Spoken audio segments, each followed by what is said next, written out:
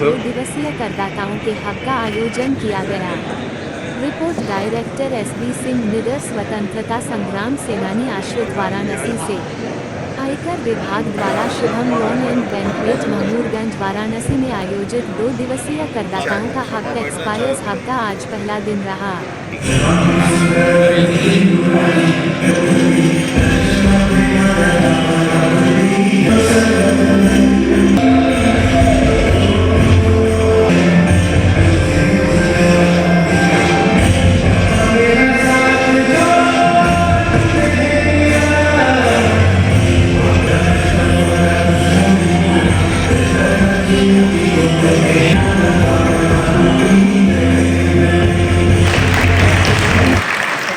सम्मानित अतिथियों का एवं मीडिया कर्मियों का स्वागत करता हूं।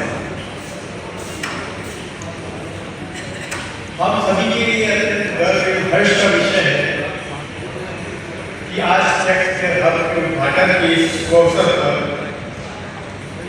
हमारे बीच आयकर विभाग के बहुत से अनुभवी, वरिष्ठ एवं सम्मानित सदस्य उपस्थित हैं। हम सर्वप्रथम हार्दिक स्वागत करते हैं हमारे निदेशक मुख्य अतिथि एवं पूर्वी उत्तर प्रदेश के प्रधान मुख्य आयकर आयुक्त आदरणीय श्री अमर कुश सर, विभाग के वरिष्ठ अधिकारीगण, उपस्थित विशिष्ट अतिथिगण, सम्मानित स्टेक होल्डर्स, मीडिया से आए हुए हमारे मित्रगण और यहाँ उपस्थित सभी सम्मानित नागरिक, आप सभी का आज के इस कार्यक्रम में मैं हार्दिक अभिनंदन करती हूँ। Shri Ajay Atri, director general investigation, miss Mona Mahanti, CCID Allahabad,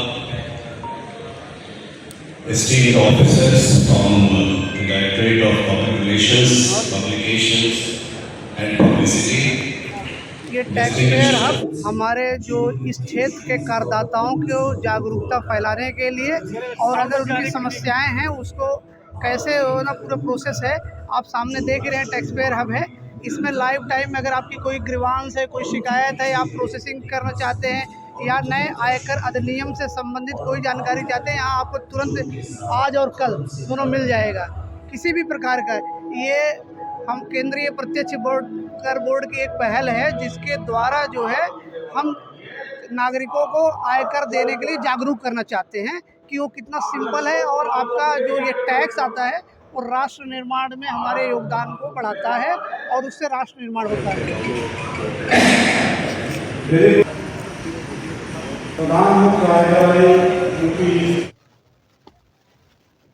ये डायरेक्टरेट ऑफ पब्लिसिटी जो CBDT के अंदर में काम करती है, उनका ये प्रोग्राम है tax payer hub. Tax payer hub एक तरह का आउटरीच प्रोग्राम है जिसमें हम डिफरेंट जो टैक्स पेयर्स की कैटेगरीज़ हैं उनसे इंटरेक्ट करते हैं, उनको बताते हैं टैक्स के प्रावधानों के बारे में, उनसे चर्चा करते हैं, उनकी समस्याएं जानने की कोशिश करते हैं, उनको गाइड करने की कोशिश करते हैं।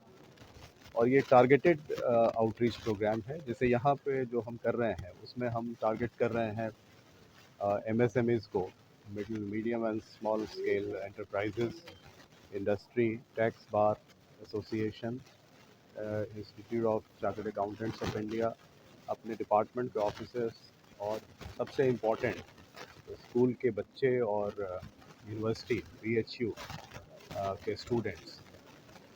ये हमारा प्रयास रहता है और हम कोशिश कर रहे हैं कि बच्चों को शुरू से ही इस बात की प्रेरणा दे सकें कि वो एक अच्छे टैक्स पेयर बने, एक अच्छे नागरिक बने, एक जिम्मेदार नागरिक बने, और उनमें ये भावना शुरू से ही विकसित करने का हमारा प्रयास है।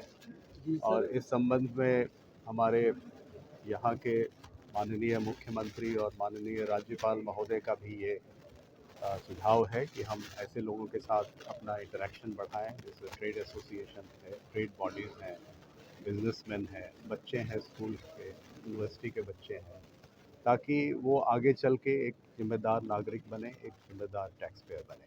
अमर जी, 1 अप्रैल 2026 से जो नया अधिनियम लागू होने जा रहा है, जी जी, उसकी तीन मुख्य विशेषताएं क्या हैं? क्या ये आय की गणना को सरल करेगा और जो रिटर्न भरने की जो क्लिष्टता है उसको कम करेगा? जी, अगर मैं संक्षिप्त में कहूँ तो ये आयकर अधिनियम जो नया बना है, ये सिंप्लिफिकेशन के लिए ही बना है। तो ये सिंप्लिफिकेशन का काम एक्ट के प्रावधानों में भी किया गया है ताकि लोगों को समझने में आसानी हो, परेशानियां कम हो, टैक्स लिटिगेशन कम हो। और इससे रिलेटेड अभी एक और कमेटी इस पे काम कर रही है जो कि इससे रिलेटेड रूल्स और फॉर्म्स जो प्रिस्क्राइब्ड होते हैं इनकम टैक्स एक्ट में, जो कि इनकम टैक्स एक्ट के कंप्लायंस के लिए ज़रूरी होते हैं, उनको भी सिंप्लीफाई किया जा रहा है। एक दूसरी कमेटी उस पे काम कर रही है और उम्मीद है कि वो भी जल्द से जल्द अप्रूव हो जाएगा और अगले साल अप्रैल से ही वो भी लागू हो जाएंगे। सर, अगर तो सिंप्लीफाई की बात की जाए तो 12 लाख का जो टैक्सेशन है मध्यम वर्गीयों के लिए तो ठीक है, जो 24 लाख पे 30% आ गया है, तो उद्योग मंडल ने उस पर एक कहा है कि कुछ आप गुंजाइश कीजिए और 50 लाख के बाद 30 को लाइए, उस पर क्या है? देखिए, ये तो पॉलिसी का मैटर है, मैं इस पे कमेंट नहीं कर सकता क्योंकि ये हर साल बजट का एक्सरसाइज होता है और जिसमें कि वित्त मंत्रालय वेरियस स्टेक होल्डर्स से सुझाव और आपत्तियां आमंत्रित करता है, तो ये उसका पार्ट है। हर साल लोगों को विभाग सुनता है, वित्त मंत्रालय सुनता है, सीबीडीटी सुनता है और उसके बाद हर साल फाइनेंस एक्ट में उस तरह के प्रोविजंस लाए जाते हैं। यहाँ पे एक संवाद भी हो रहा है। आज इस टैक्स पेयर हब में एक प्रयास और एक सार्थक योगदान के लिए और इसकी कराने के लिए हार्दिक आप लोगों का अभिनंदन करता हूँ और धन्यवाद देता हूँ। सर, इस हब में बनारस के ही लोग हैं कि बाहर से भी आए हैं? नहीं, ये मुख्यतः हब का जो केंद्र बिंदु पूर्वी उत्तर प्रदेश है, इसमें वाराणसी और इलाहाबाद, हमारा जो chief commissioner income tax Allahabad के अंतर्गत जितना क्षेत्र आता है, मुख्यतः पूर्वी उत्तर प्रदेश आप समझ लीजिए वो पूरा इसके हब का केंद्र बिंदु है। युवाओं को टैक्स देने के प्रति जागरूक किया जा रहा है, क्या उद्देश्य है, क्या लक्ष्य है? देखिए, इनकम टैक्स देने के पीछे कोई आदमी ये सोच के इनकम टैक्स न देती है एक मजबूरी है, बल्कि हर आदमी यह सोच के इनकम टैक्स दे कि यह राष्ट्र निर्माण में उसका बहुत बड़ा योगदान है। यह भावना जागृत करने के लिए हम बच्चों के बीच में, जो कल नागरिक बनने वाले हैं उन बच्चों के बीच में और आज हमारे युवाओं के बीच में, खासतौर से उन युवाओं के बीच में जो उद्यमी बनने जा रहे हैं, जो बड़ी नौकरियों पे जा रहे हैं, जो आज कॉलेज में और कल सक्षम नागरिक बनेंगे,